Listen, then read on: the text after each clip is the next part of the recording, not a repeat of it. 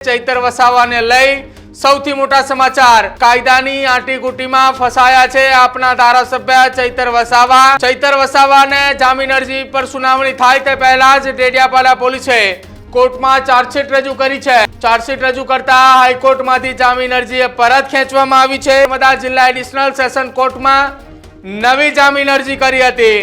જો કે નર્મદા જિલ્લા સેશન્સ કોર્ટ દ્વારા ગત મોડી સાંજે કોર્ટે અરજી ફગાવી હતી।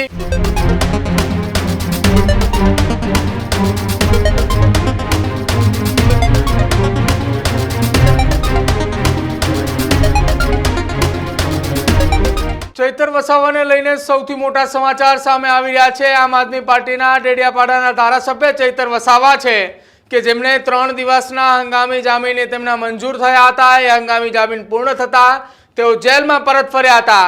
આજે ગુજરાત હાઈકોર્ટની અંદર સુનાવણી હતી। એ તમામની વચ્ચે ચૈતર વસાવાને લઈ સૌથી મોટા સમાચાર કાયદાની આંટીઘૂંટીમાં ફસાયા છે આપના ધારાસભ્ય ચૈતર વસાવાને જામીન અરજી પર સુનાવણી થાય તે પહેલા જ ડેડિયાપાડા પોલીસે કોર્ટમાં ચાર્જશીટ રજૂ કરી છે। ચાર્જશીટ રજૂ કરતા હાઈકોર્ટમાંથી જામીન અરજી પરત ખેંચવામાં આવી છે। હાઈકોર્ટમાંથી જામીન અરજી પરત ખેંચતાની સાથે જ નર્મદા જિલ્લા એડિશનલ સેશન કોર્ટમાં નવી જામીન અરજી કરી હતી।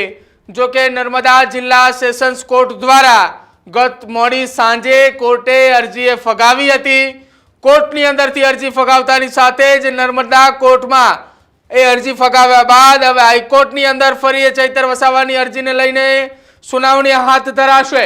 ગુજરાત હાઈકોર્ટમાં ફરી એક વખત જામીન અરજી મૂકવામાં આવશે। આ પ્રકારના સમાચાર સામે આવી રહ્યા છે।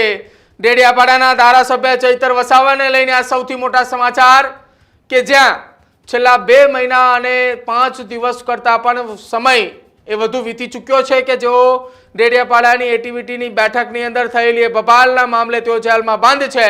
અને એ ઘટના બાદથી અત્યાર સુધી માત્ર ગુજરાત વિધાનસભાના ચોમાસા સત્રમાં 3 દિવસ એ હાજરી આપવા માટે ચૈતર વસાવાને હંગામી જામીન મળ્યા હતા। જો કે હંગામી જામીન પણ પૂર્ણ થઈ ચૂક્યા છે અને ચૈતર વસાવા કે જેઓ વડોદરા જેલ ખાતે હાજર થયા છે હવે આજે ગુજરાત હાઈકોર્ટની અંદર સુનાવણી હાથ ધરવામાં આવનાર હતી, પરંતુ એ તમામની વચ્ચે આ સૌથી મોટા સમાચાર સામે આવી રહ્યા છે।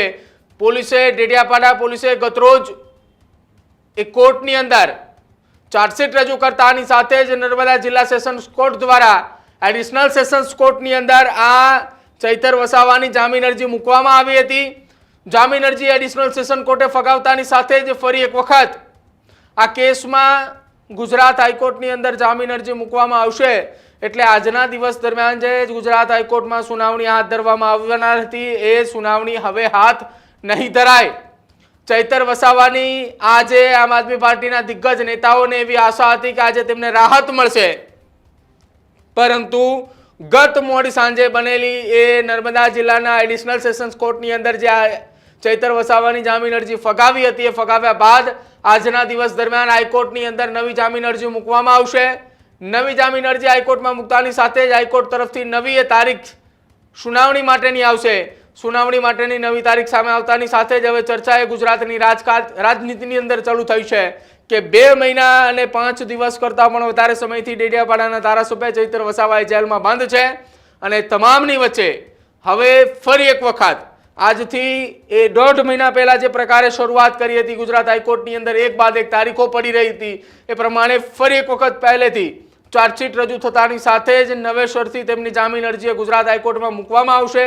ત્યારે હવે જોવાનું રહેશે કે આ વખતે મૂકવામાં આવનાર ગુજરાત હાઈકોર્ટની અંદર જામીન અરજી જ્યારે મૂકવામાં આવે છે ત્યારે પહેલી જ વખતથી શું સુપ્રીમ કોર્ટના એડવોકેટ વિક્રમ ચૌધરી ઉપસ્થિત રહેશે કે કેમ, અને જો પહેલી જ વખતમાં વિક્રમ ચૌધરી ઉપસ્થિત રહે છે, હાજર રહે છે, તો શું આ વખતે પહેલી જ સુનાવણી દરમિયાન ચૈતર વસાવાના જામીન અરજી મંજૂર થાય છે? આ વાત ઉપર તમામ કોઈની નજર રહેવાની છે અને તમામે લોકો રાહ જોઈ રહ્યા છે કે હવે નવી તારીખ ક્યારે આવે। ગુજરાત હાઈકોર્ટની અંદર અત્યાર સુધી 4 વખતે સુનાવણી ટળી ચૂકી છે। આજે 5મી વખત સુનાવણી હતી। આજે એવી આશા હતી આમ આદમી પાર્ટીના નેતાઓને કે ચૈતર વસાવા જેલની બહાર આવશે, પરંતુ એ તમામની વચ્ચે આ એ આશા ઉપર પાણી ફરી વળ્યું છે। ડેડિયાપાડા પોલીસની ટીમે એ ચાર્જશીટ કોર્ટમાં રજૂ કરી છે। ન્યૂઝ રૂમની ટીમે આજથી 8 દિવસ પહેલા આ વાત ઉપર મહોર લગાવી હતી કે ડેડિયાપાડાના ધારાસભ્ય ચૈતર વસાવાને લઈ જ્યારે 11 સપ્ટેમ્બરના રોજ તેમની જામીન અરજી ઉપર સુનાવણી થશે, બરોબર એની પહેલા ડેડિયાપાડા પોલીસે કોર્ટની અંદર ચાર્જશીટ રજૂ કરશે, જેના કારણે હાઈકોર્ટમાંથી જામીન અરજી પરત ખેંચવી પડશે અને એ જામીન અરજી પરત ખેંચતાની સાથે જ નવેસરથી તેમની જામીન અરજી મૂકવામાં આવશે। આ પ્રકારની વાત અમે આજથી 8 દિવસ પહેલા કહી હતી અને એ વાત ઉપર ફરી એકવાર મહોર લાગી ચૂકી છે કે ડેડિયાપાડાના ધારાસભ્ય ચૈતર વસાવાની જામીન અરજીને લઈને હજુ પણ રાહ જોવી પડશે। મુશ્કેલીમાં વધારો થયો છે, મુશ્કેલીમાં એટલા માટે વધારો થયો છે કે જો આજના દિવસ દરમિયાન એ તેમની જામીન અરજીને લઈને સુનાવણી થઈ હોત તો કદાચ તેમને જામીન મળી ચૂક્યા હોત, પરંતુ એ પહેલા હવે ચાર્જશીટ રજૂ થઈ ચૂકી છે, જેના કારણે ચાર્જશીટના આધારે નવેસરથી જામીન અરજી મૂકવાની હોય છે, જેમાં નર્મદા જિલ્લાની એડિશનલ સેશન્સ કોર્ટે તેમના જામીન ગત મોડી સાંજે જ ફગાવ્યા છે। એટલે માટે આજે ગુજરાત હાઈકોર્ટમાં અરજી કરાશે અને આજ મોડી સાંજ સુધી તેમની જામીન અરજીને લઈ નવી તારીખ સામે આવે તેવી શક્યતાઓ વ્યક્ત કરવામાં આવી રહી છે।